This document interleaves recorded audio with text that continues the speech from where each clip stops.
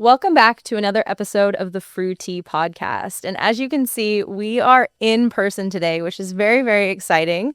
Today's guest is Brett Harrelson, actor, longtime frugivore, and a true OG in the raw vegan world. He co-starred in Oliver Stone's The People vs. Larry Flynt, playing Jimmy Flynt opposite his brother Woody, who was nominated for an Oscar for his role in the film. He also appeared in Quentin Tarantino's film From Dusk Till Dawn. His real transformation began at 28 when he and Woody discovered the book Fit for Life by Harvey Diamond. For the last 35 years, the Harrelson brothers have been major advocates for the raw vegan movement, living it, teaching it, and introducing countless people to this lifestyle. Brett also executive produced the documentary Earthlings. And today, at 62, he has the vitality and testosterone of someone in their 20s without ever touching hormone therapy. So please welcome to the Fruity Podcast, Brett Harrelson. Thank you. So great to be here, Taylor. Thanks for being here. Yeah, this is my second ever in-person podcast, so I'm honored that you were willing to do it in person. Well, the honor is definitely all mine. Since I first met you in the gym and discovered your dietary regimen, I was like, we have to be friends. And you were glowing from the minute I met you, and it just shows, success leaves clues. Thank you. Well, I appreciate that. Yeah, so we were introduced by a mutual friend who was like, oh, you guys eat the same. Like, you eat the same diet. So then you approached me and was like, oh, I heard you're like raw vegan or fruitarian. And I was like, yeah. Yeah. I think it was Brian. Brian introduced us. Yeah, definitely. Character. I've been trying to convert him, but it's hard to get people to, I always say, form good habits because they're hard to break no matter what you form. Oh, my gosh. But it's hard to get people to change habits that they learned before they could walk or talk. It is so true. So you've been raw vegan for 35 years. So what inspired you to go raw vegan? Because obviously 35 years ago, it was probably much more rare and like kind of very fringe people who kind of did that. Yeah. Well, first off, I'm not 100% raw vegan. I'm so high energy person that if I go 100% raw, which I've done, I'm bouncing off the walls. So I do. And not because I think I need it. It just too raw. People can't be around me because my energy is just exhausted. Yeah. It's already enough. But 60% of my diet's just raw fruit. And then mostly what I eat every day is just mostly fruit. And then I just enjoy a huge salad, and I'll make a salad that will give new meaning to the word salad. But I do like some heated foods, like a nice bowl of soup. That's dead food. The enzymes have been killed. But if I don't have a little bit of heated food just to ground me a little bit, it's almost unbearable to be with me. But most of my diet's raw. I believe in fasting, and I do fasting a lot. And so that's just to be, I'm not 100% raw vegan. Yeah, well, I should say that too. Most of my listeners and followers know that I'm not 100% raw vegan either. I would consider myself high raw, even though I hate to like put a label to it. But yeah, technically I'm not 100% raw either. I usually do have cooked food come dinner time. Do you find too seasonally that changes? Like, do you eat more raw in the summer compared to the like fall, winter months? Well, it's definitely true that most people, I know what you're saying, most people in the winter will eat some more heated foods, and in the summer, definitely more raw. Yeah. Because it's more refreshing. First off, I live in a climate that we don't really have winters. As you said. Yeah, we're in Southern California. My diet really, living here because of it, it doesn't fluctuate much. Okay. It would be barely noticeable. So, but a lot of people, I agree with what you say. They'll a little more heated foods in the colder climates, and a little more raw foods and more fruits and fruit smoothies in the summertime. Yeah, amazing. So what was your aha moment to be like, this is the way I should be eating. I should be eating mostly raw foods. I can say that it's a great story. Somebody had told me back in the 80s, it was probably like in 84, right around there, you got to read this book, Fit for Life by Harvey and Marilyn Diamond. And I never read it. But about years later, I was racing, and I was finishing up a race in Miami, and I had a flight coming back to LA where I was living with Woody in Malibu at the time. And I saw it at the airport just before I get on the plane at the little airport bookstore. And I saw the book Fit for Life. I'm like, God, somebody recommended that years ago. I said, I'll just read that. And I read that book and almost completed the whole book from the 5.5-hour flight from Miami to LA. And I was on fire. And I literally came home, and Woody was actually napping, And all of a sudden he comes in and hears all this commotion. And I'm in the kitchen with a garbage bag just sweeping out all these Campbell's soups that have MSG and monosodium glycine and red dyes and every type of preservative. And Yeah, all he's the like, toxins. yo, bro, whoa, what are you doing, man? He's like, dude, we ain't eating this shit's poison, bro. And he was just like, and I'm like, you got to read the book. But he was already at that time trying to say, we got to get off dairy. Somebody Okay. hipped him to dairy. Got it. But not the meat yet. Actually, I'd given up, red meats and all meats except for seafood a few years before I even read that book. Okay. And it was probably because I was such a serious athlete with cycling, and just the meat bogged me down. And so I got rid of the heavier, the burgers and the Big Macs, and I quit that and did some fish and stuff. But after reading Fit for Life, oh, dude, I was impossible to be around. Yeah. And I would, I got to say, it's better to not preach didactically, but just preach by example. And 100%. that's and then I read every book that Harvey Diamond recommends in there, from Sugar Blues to Diet for a New America. I mean, there was just so many books I was reading, and all the books like Toxemia Explained by T.C. Fry, and all the Herbert Sheldon and the Norman Walker, the pioneers of natural hygiene, and they all lived to be 115 and die of natural causes. Those guys are some of the best books. Fasting Can Save Your Life, Fruits and Vegetables, What's Missing in Your Diet. Yeah. You start reading some of those books, and then you realize how we've just been stooped on the medical industry. And oh, God forbid you tell somebody you don't eat meat, like, where do you get your protein? You know the deal. Yeah, I know. And we're going to get to the protein question. But obviously you just kind of explained this. It's so hard when you kind of have this light bulb moment for yourself of like, everything we're eating is poison. I need to change how I'm eating. I'm to not be preachy to everyone else. Like, it's so hard not to, because you're going through it, but it's like you kind of have to, again, like you said, lead by example, because if you're too preachy and someone else isn't ready yet, then they're just going to be super resistant. It's like religion down the third. Nobody wants to hear. Plus, when and Harvey Diamond, a lot of the things I say are really quotes right out of his book. Yeah. When you try to tell somebody something that they've learned from such an early age, and it attacks their programmed belief systems, it usually meets with resistance. And I just tell people, I don't even know where to begin, there's a reason they put sugar in everything from cereals to breads, because you are predisposed to eating sweets. And then you got the people going, oh no, look at my whatever, those fang teeth. We're meant to eat meat. I'm like, oh really? Yeah. Let me go see you tackle that cow. And even if you've got a rock and hit it on the head and knocked it out, now let me just see you with your bare hands, your claws, and your big fangs. Let me see you even get through his hide to get to the meat with your teeth. Your jaw would be worn out before you even got to it. So if you're so meant to it, go ahead and let me see you tackle that. Yeah. Whatever. And then they're like, well, where do you get your protein? Yeah. So, we can talk about the protein thing now, because it's so, again, it comes up so early when talking with people who eat similarly to us. So obviously you're really active. I see you in the gym all the time. And so how come you haven't fallen over from protein deficiency yet?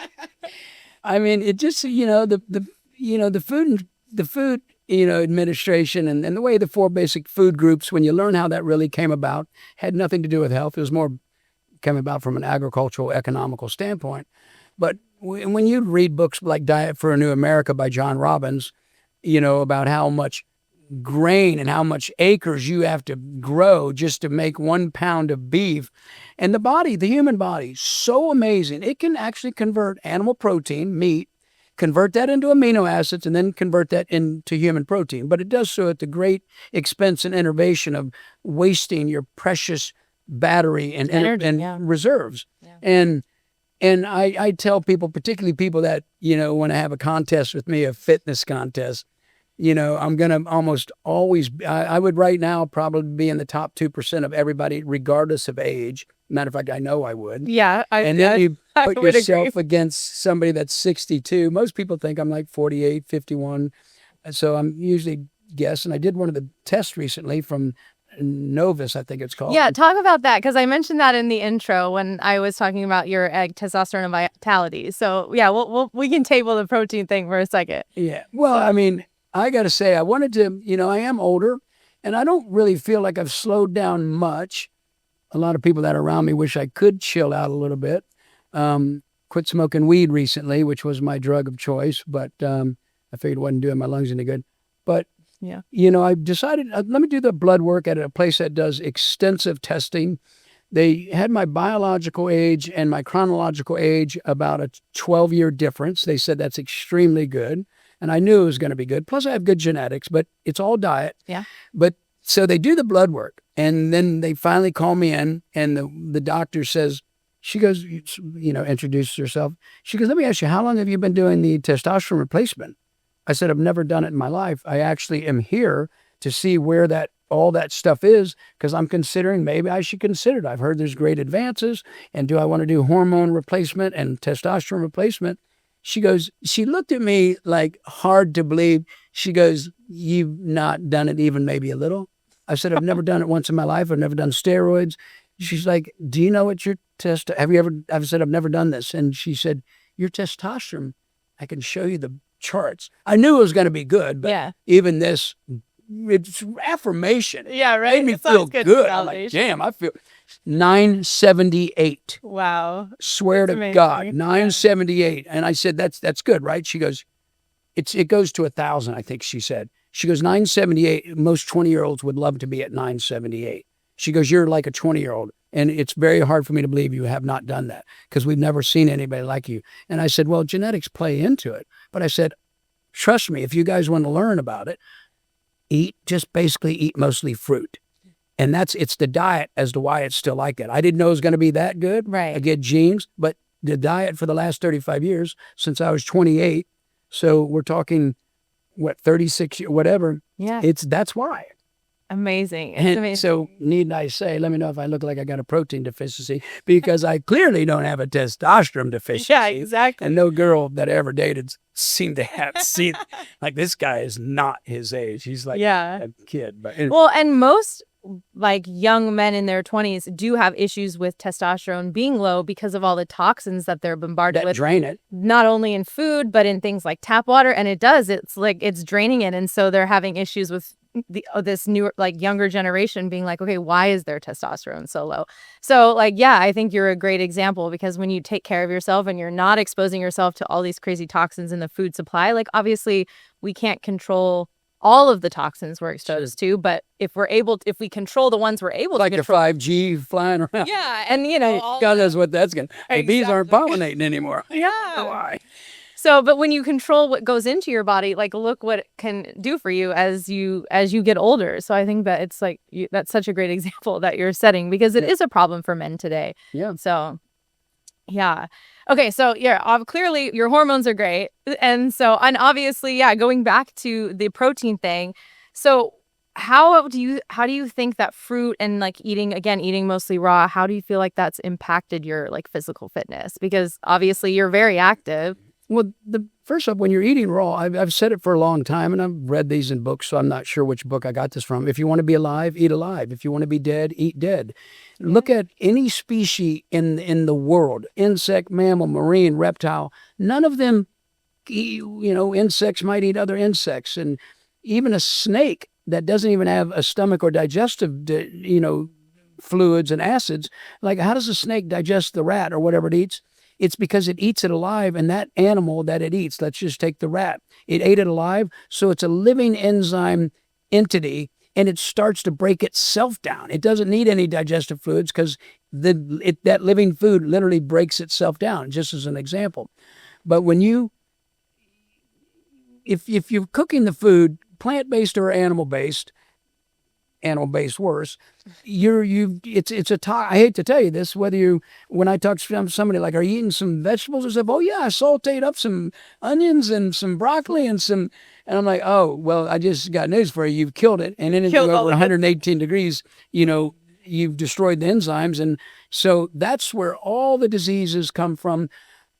I could go and go and go. Like, look at heart attacks, almost 98% of it is because you've clogged arteries. Well, let me just say this.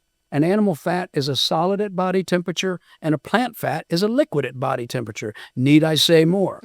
And you try to tell that to people, and as you get older, you even in your young age, you question politics and religion and philosophy and a lot of things, but you never question the thing you learn before you can walk or talk. And like I said to you earlier, one time this guy saw me eating, like, I shucked the corn and peeled the leaves off, and he's like, "You're not going to cook that?" I'm like, "No, why?" Like, "Well, you got to cook it." I'm like, "No, you don't." And they're just like in shock that I'm going to eat a raw piece of corn. I said, "Why don't you try this and you'll never put it in a boiling water again?" And stop me, I'm going too much. You're good. Dude, first off, the first time I met you in the gym and we talked, and the person Brian that introduced us, I have to give a compliment to whoever's watching. Her energy, she's living proof of the success that of a mostly raw food diet. Her energy, her vitality, just her heart and the spirit and the warmth and the energy was so, like, you could just read there's something different about this girl's aura.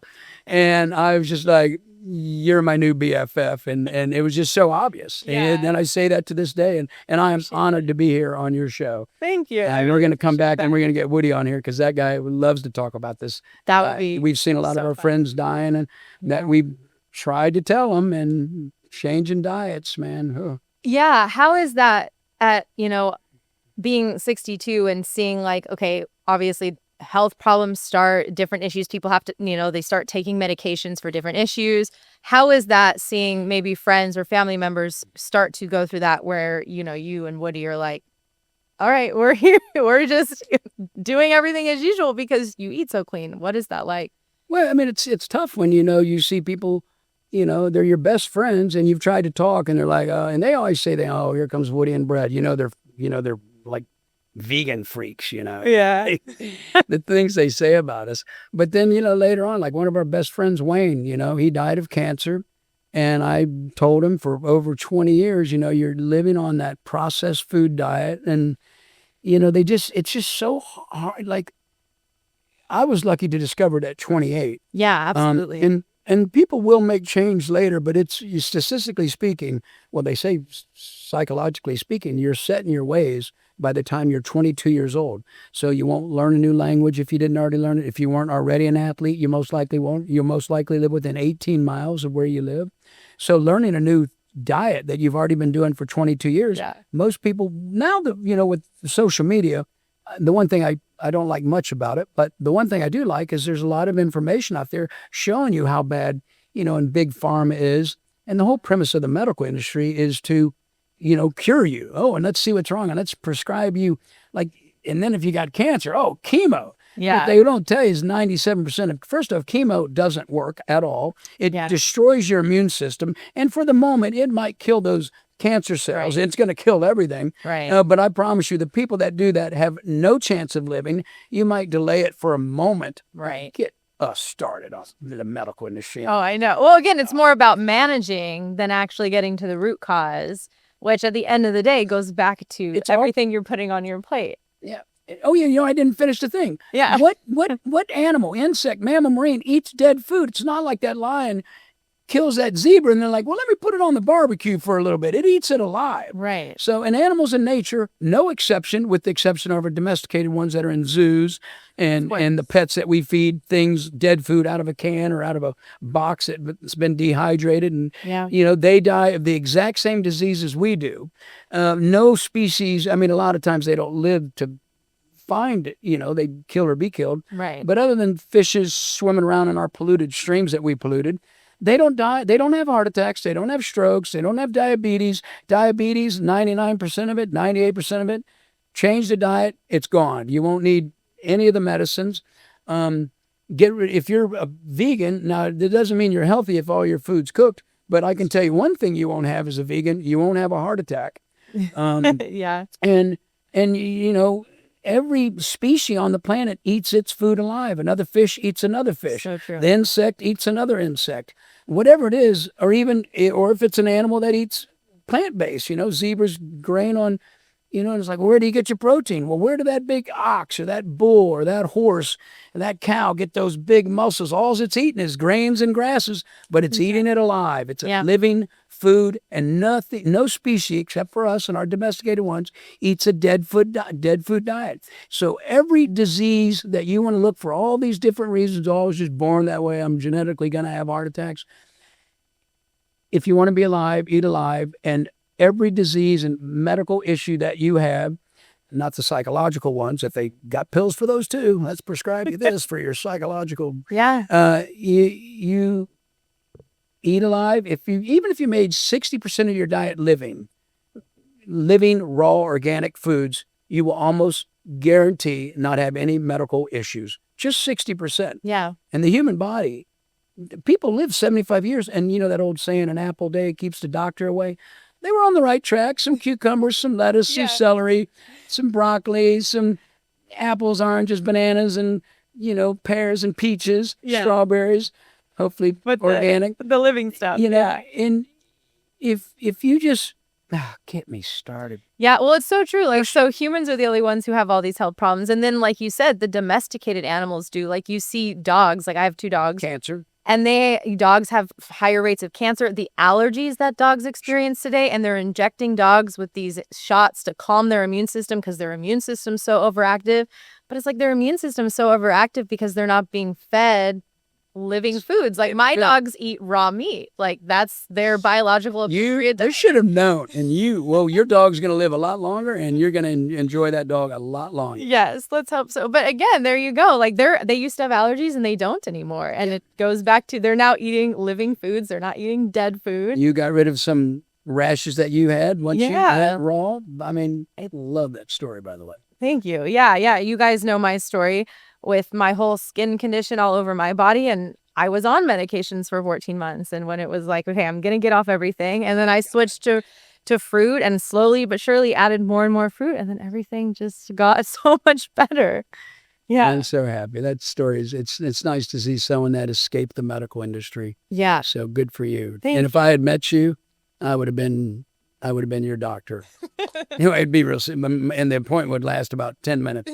Do what I say, read this book, you'll be fine. You'll be fine. Yeah, exactly.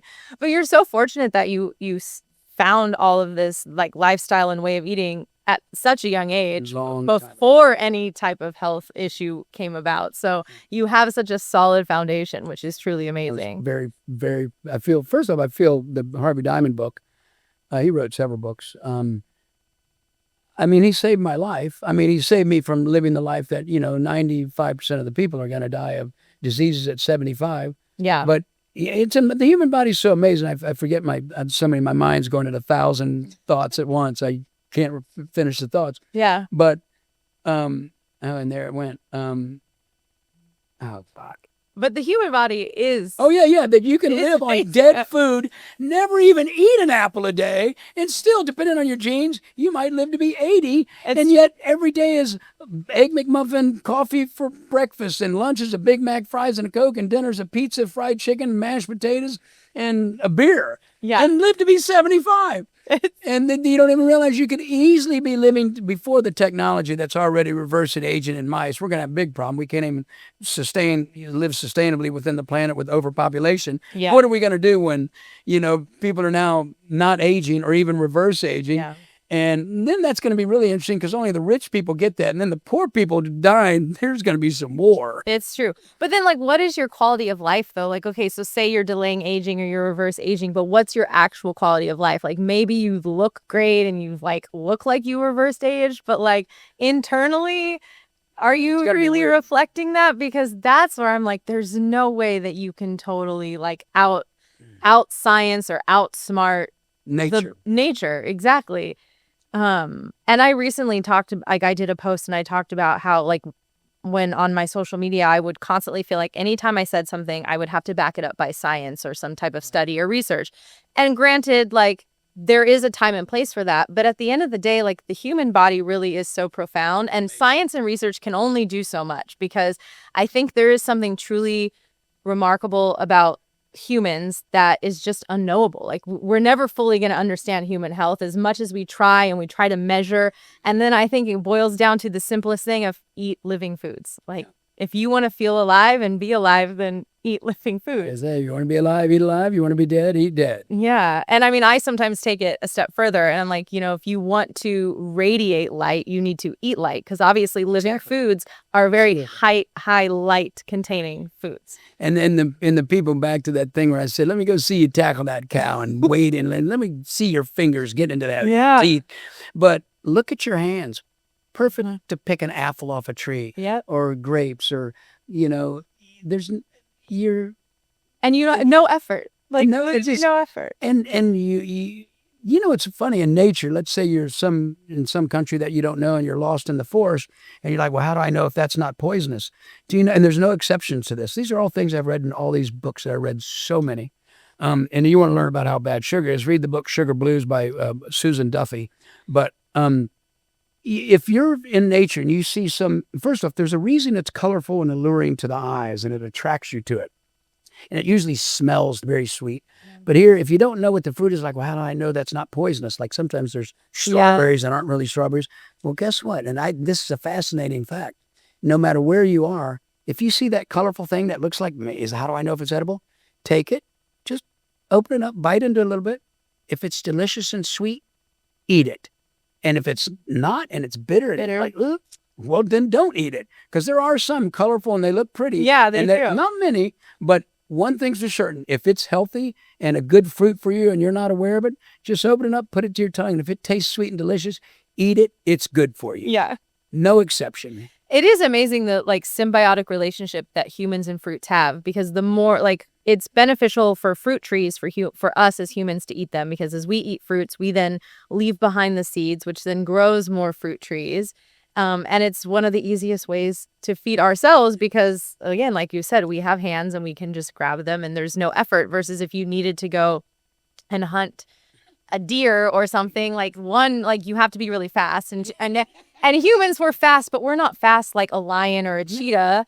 And then also we need to manufacture tools to then, accomplish the task of hunting down the thing. And I've talked or hunting down the animal, but I've talked a lot too. Like, I definitely don't think the human species would have survived today if meat was, say, toxic to us. I do think that there's this role that meat has played. Wish it would have been. I mean, yeah, I agree. But I think about I watched the TV show 1883. I don't know if you watched that show. Oh, is that the one with Harrison Ford? No, well, Harrison Ford's in 1923. Oh, this is I didn't want the one before that. Taylor shared it. Yes, yeah, the one before that, and it's about basically the Oregon Trail.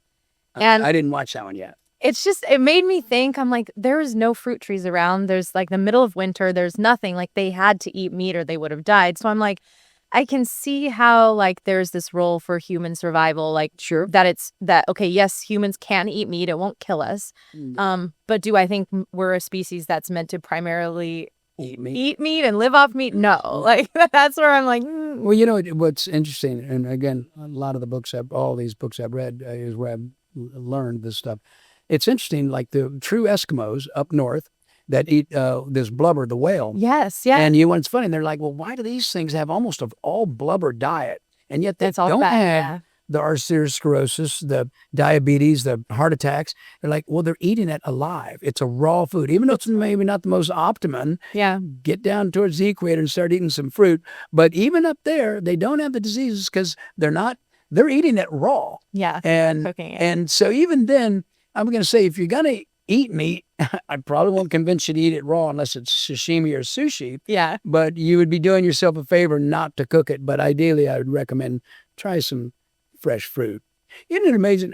Just yesterday, I'm in the grocery store. And this is a store that I usually shop at Erewhon or Whole Foods, and I can get most everything I need, even some things at Trader Joe's. But I was in a Gelson's, and they have fresh squeezed orange juice. And then right next to it, I saw fresh squeezed strawberry, lemon, orange. I think it was those three things. And I thought, oh, that looks good. Let me check it out. And I look at it, and it's got all those things, fresh squeezed, blah, blah, blah. And then at the very end, cane sugar. Oh. I'm like, why are you putting cane sugar with fresh strawberries, fresh oranges, I think lemon or something else? I'm like, that's already so sweet. You need to add some cane sugar to it? Are you fucking kidding me? I know. Fruit is already so sweet. Although Like there's this one girl in the raw vegan space, Freely is her name, and she's known as Freely the Banana Girl. And Oh, Freely the Banana Girl? yes, Never heard of her. Oh, okay. I was gonna say she's pretty well known, so I wouldn't be surprised. But I had her on my podcast to talk about sugar because she does make the argument, and I see her argument, but I'm still like, fruit is already so sweet that I don't know if I fully agree. What? But she talks about that like white sugar is technically like crystallized, like snow is white, but if you were to look at one snowflake, it's technically clear. And so white sugar is technically clear, and that it's like crystallized sun because sugar is yeah. We do not agree. We do not agree. And so she adds sugar to some of her juices, and she makes like sugar waters with fresh muddled fruit. And I see and she's presented some of the science, so I see her argument, and I don't disagree, but I also don't agree. That argument is So you eat. like, okay. I would slap her around. Bless her heart. But I'm going to tell you this: if you want to add that sugar to your whatever, go. You've been to Hawaii, and have you ever gone to the side of the road where they have cane and they put it through the machine and it's squeezed? Yes. And that juice. Drink that. Yeah. That's not processed at all. That's right out of the plant, right out of the stalk. Put that through that little, like the washing machine. Yeah, like flattens it. That's, if you want to drink from the sugar cane plantation, although a lot of that stuff is toxic with the pesticides and all that. But there you go. That's fine. Add that sugar water because that's, but the crystallized sugar, get me started. I got to talk to Miss whatever her name is. But yeah, so it's kind of a controversial thing happening within the like raw vegan space right now, where it's like, okay, add sugar and well, at least they're vegan and plant-based. That's a start. Absolutely. But yeah, I do laugh when I see fresh juices and there's added sugar because I'm just like, it is. How sweet do you need it? Exactly. And it doesn't even make it any sweeter. No, I would imagine that you can't taste how do you overpower I mean, look at Taylor in a glass with a glass straw. Hint.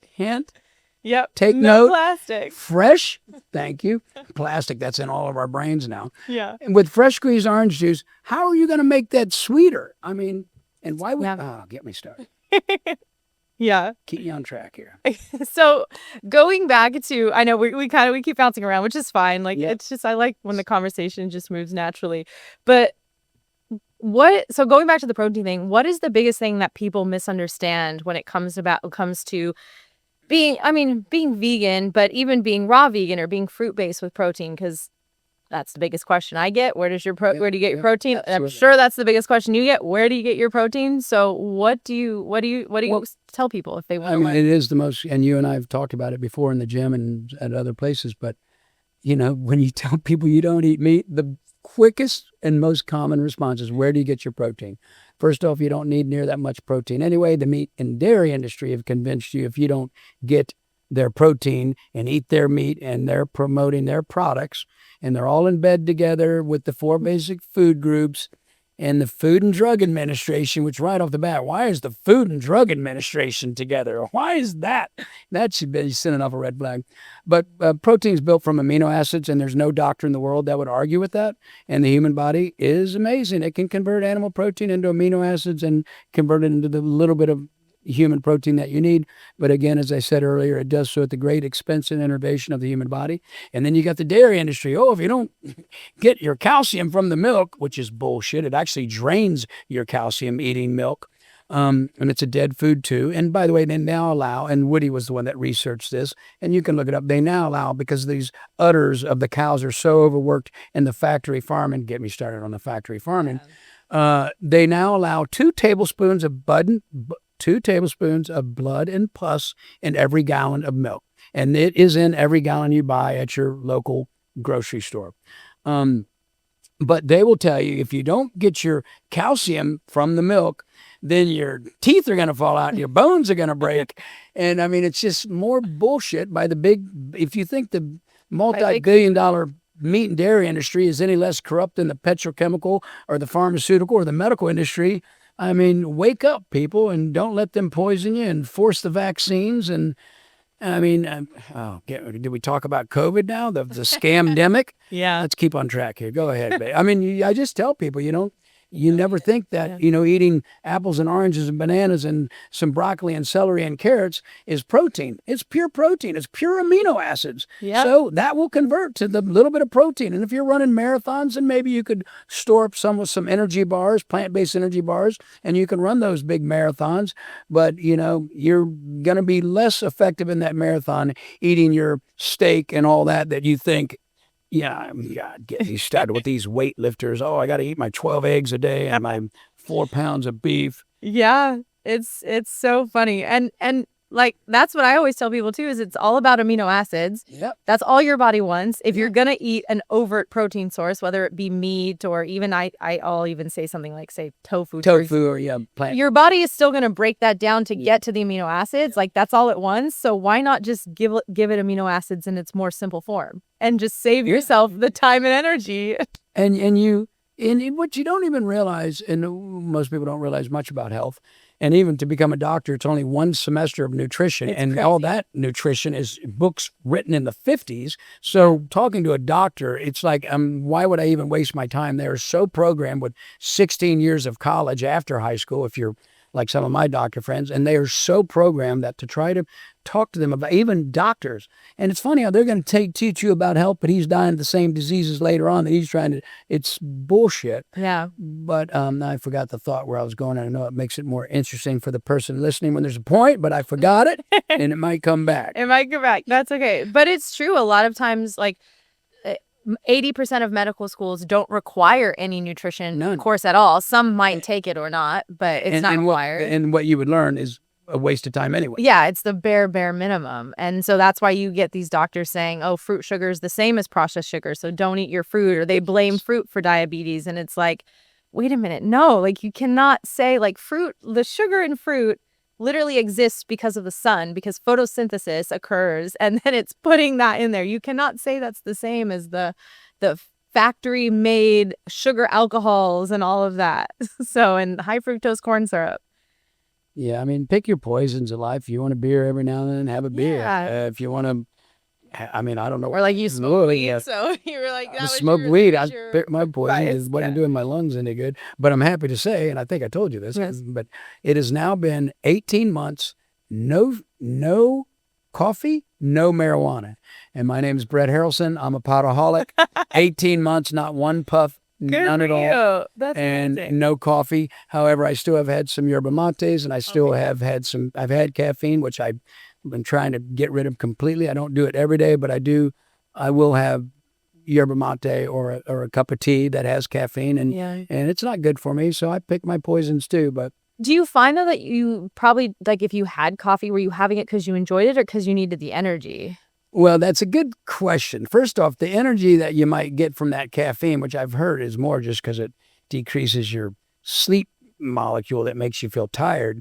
But I'll say this, when I quit coffee 18 months ago, and I never drank coffee till I was in like my mid 40s. So it was about 15, maybe 20 years ago, early 40s when I started drinking. It was really just a ceremony, hanging out with the guys, having your coffee. Yeah. But I quit. And within 3 weeks, my energy levels were right back to where they were without it. Oh, nice. So yeah, and I read that would be the case, and it in fact was.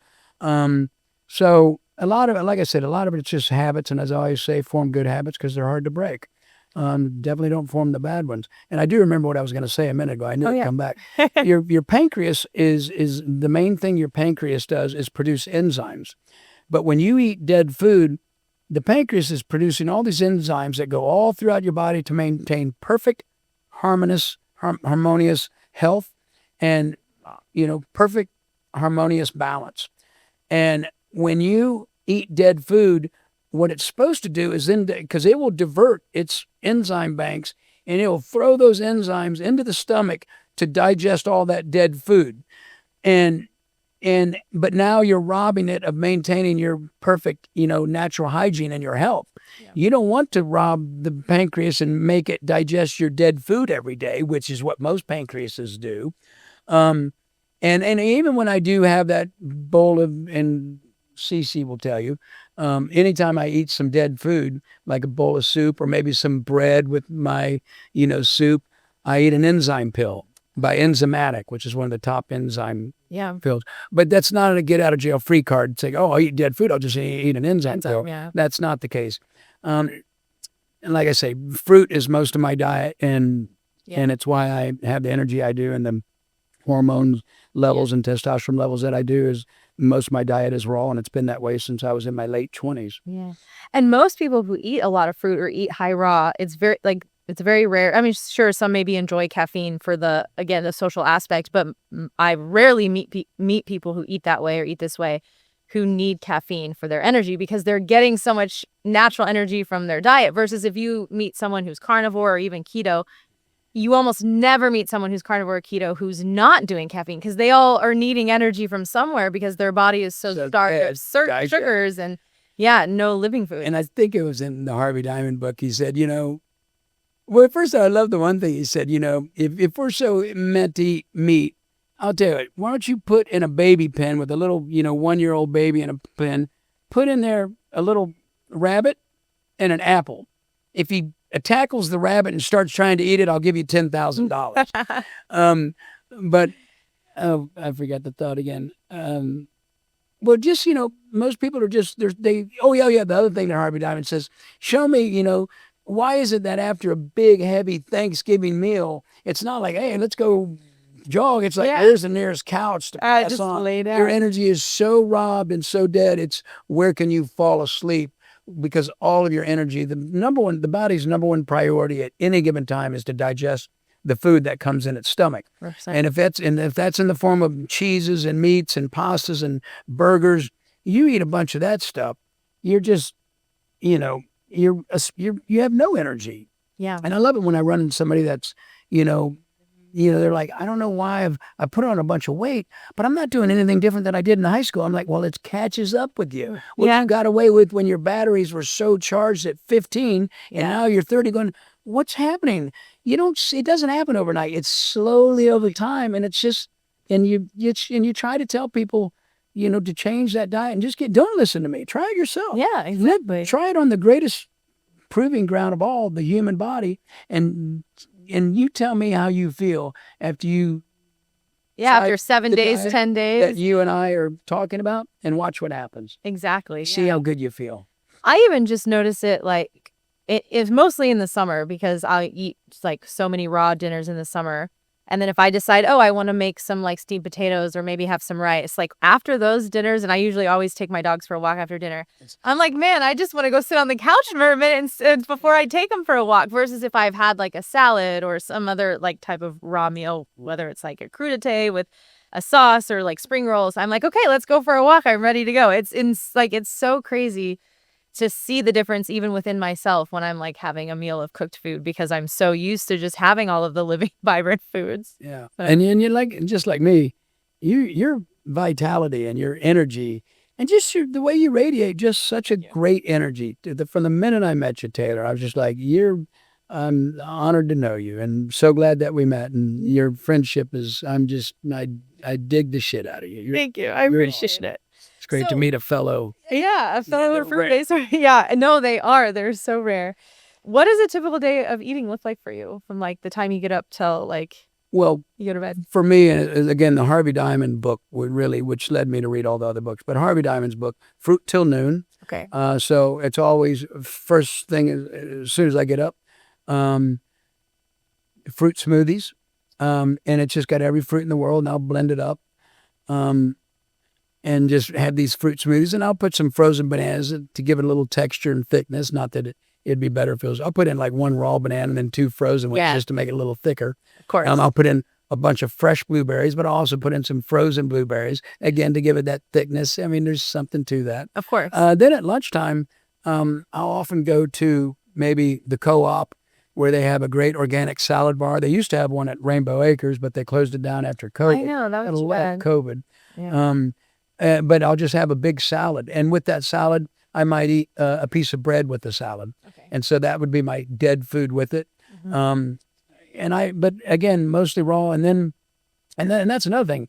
Saying how you got to eat 3 meals a day, and your breakfast, you want to get started with your breakfast. That's the worst thing you could do. Start your day off by just draining all of your energy. Take your energy. Meal with eggs and bacon and Totally. I eat like one meal a day, and it's fruit all till noon or maybe till 1. And then I'll have like this great salad that's just got every type of alfalfa sprouts and All fresh sprouts. broccoli and, just fresh salad stuff, mixed greens, everything. And then, and maybe a piece of bread, and maybe I might have a little soup at some point. And then later on in the evening, just more fruit and go to bed.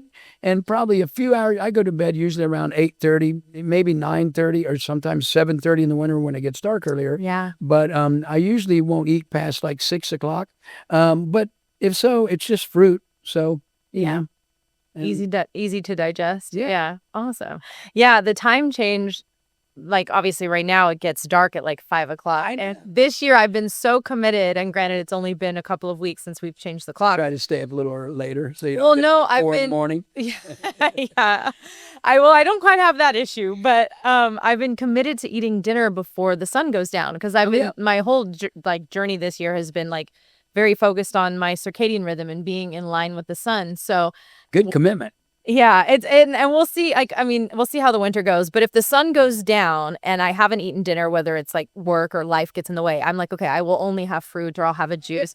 I won't have anything heavy. But I will say, when I have my dinners before the sun goes down, it is amazing how much better I'm sleeping and how much more rested.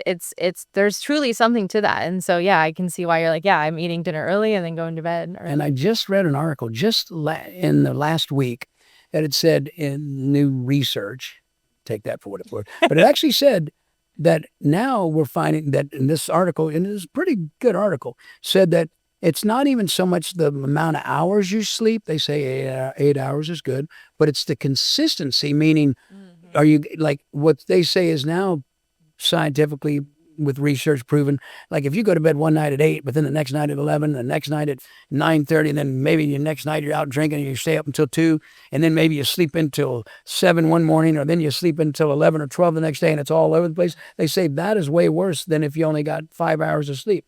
But the consistency, do you go to bed every night, like pretty much within that same half hour, Yeah. 8:39, and get up right around, like for me, I can't sleep more than 7 hours. And if you're sleeping longer, you have more healing to do, more toxins to get rid of. Yeah. And somebody that like me, that it's hard to sleep more than 7 hours, well, it's less things that my body's having to heal. Exactly. And so- Also, for guys, they say you guys typically need on average 6 to 7 hours. Women need on average 8 to 10.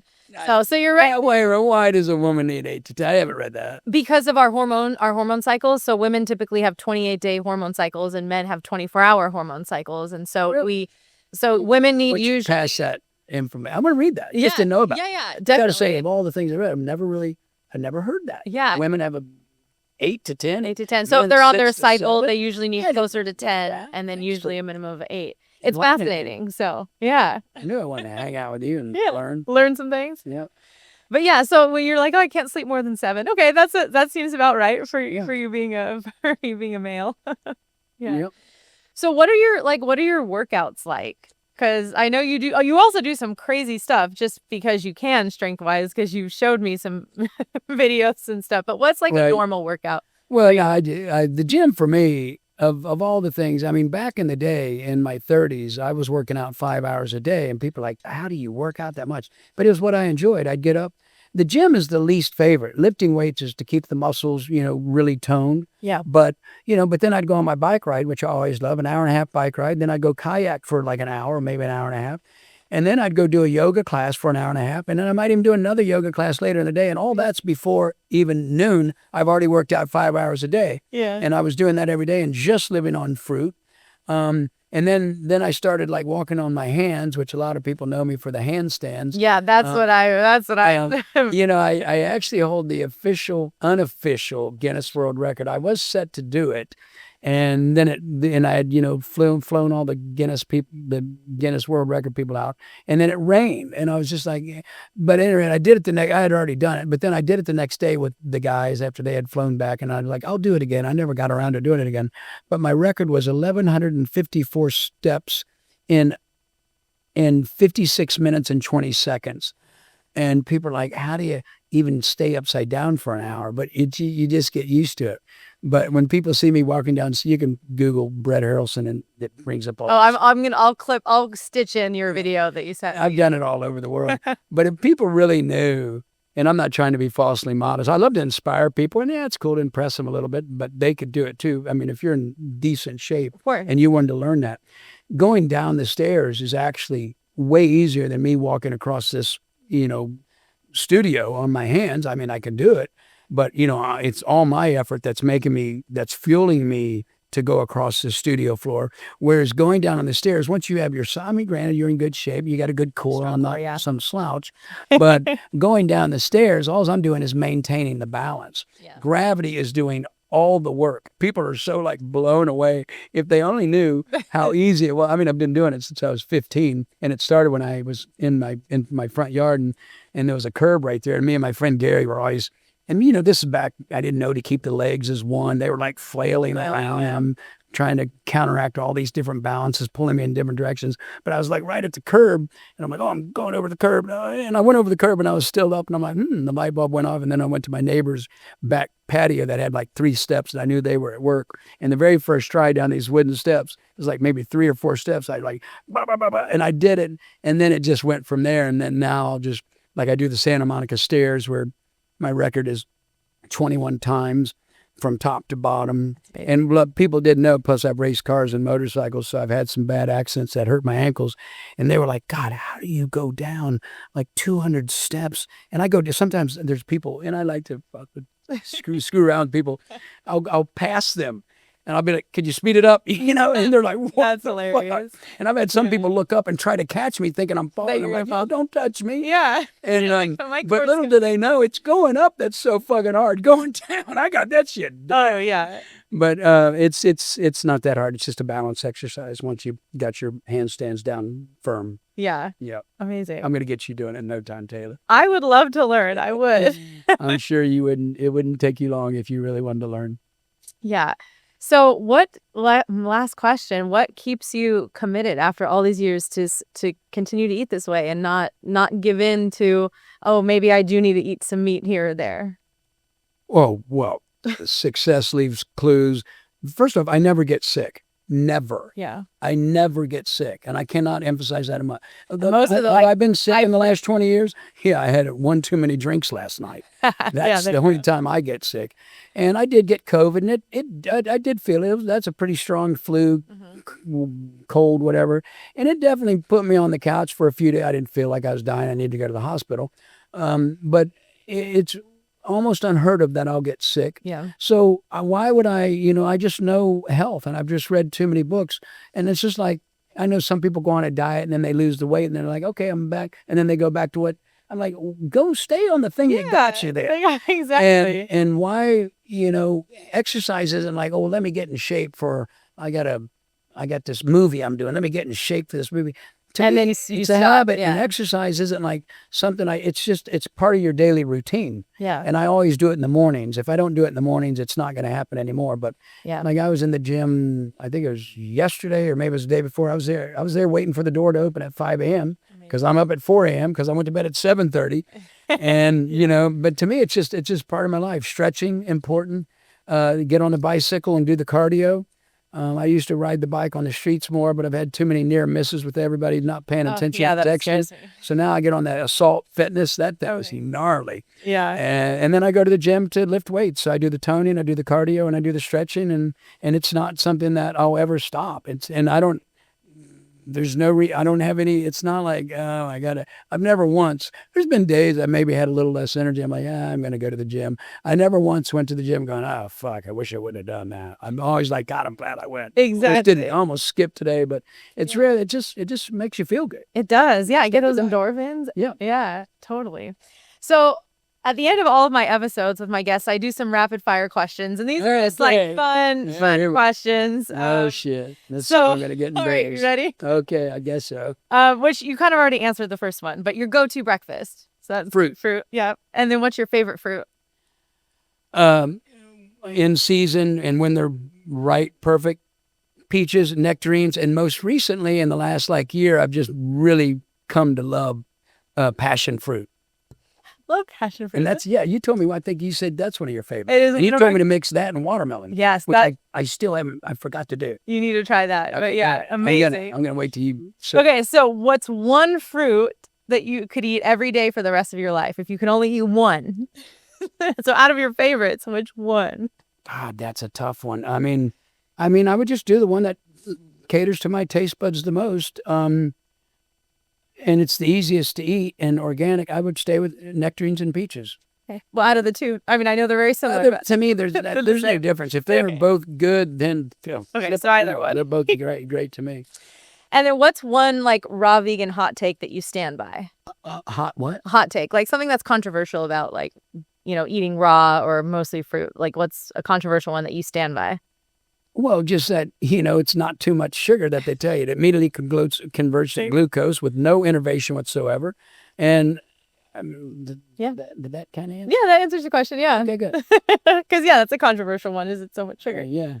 And then your favorite type of workout, like favorite form of workout? God. I mean, the favorite that's been, and I'll tell you why.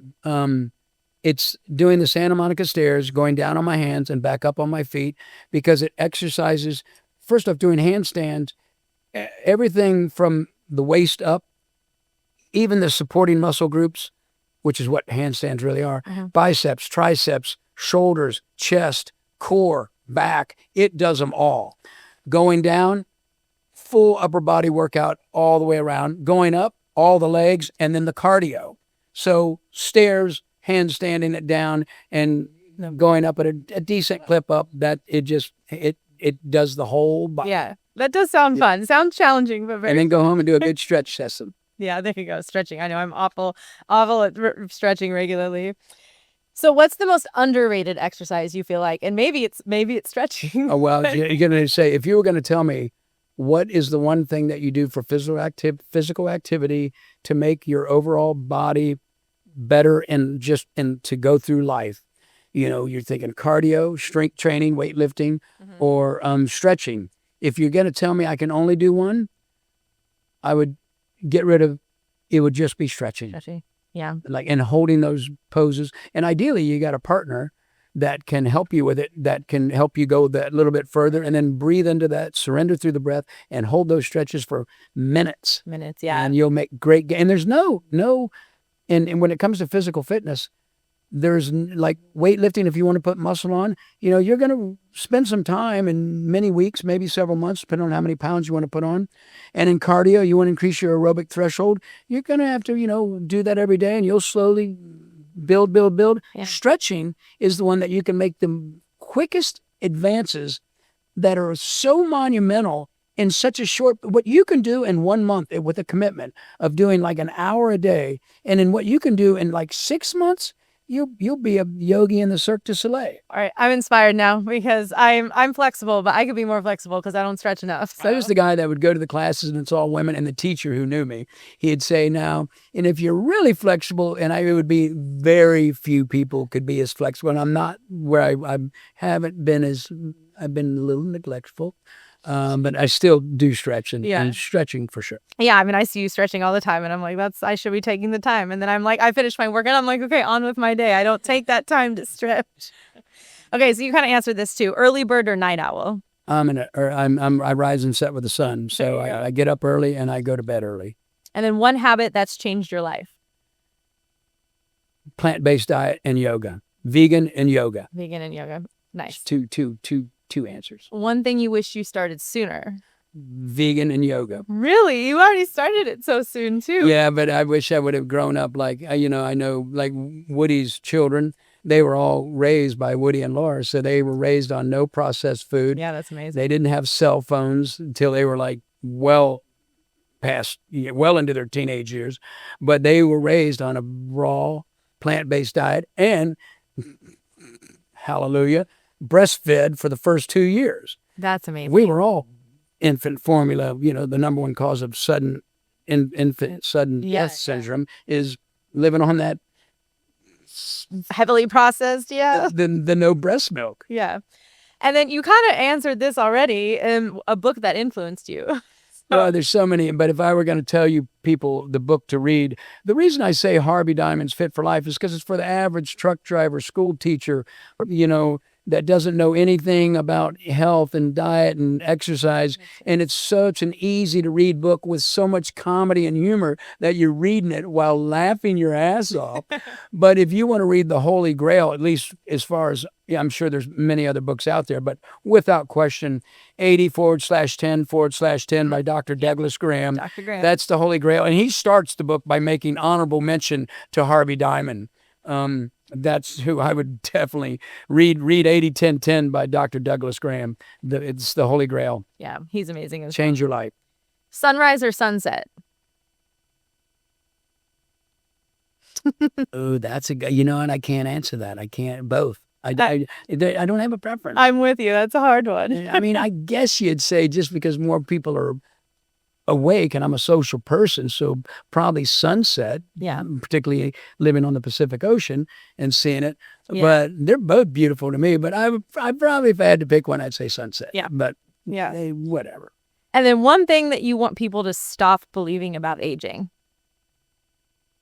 About aging? Yeah. Well, that you're predestined, that your average age is you're going to die at 75, when in fact you could easily live to be 115. Yeah. Like I said, Love that.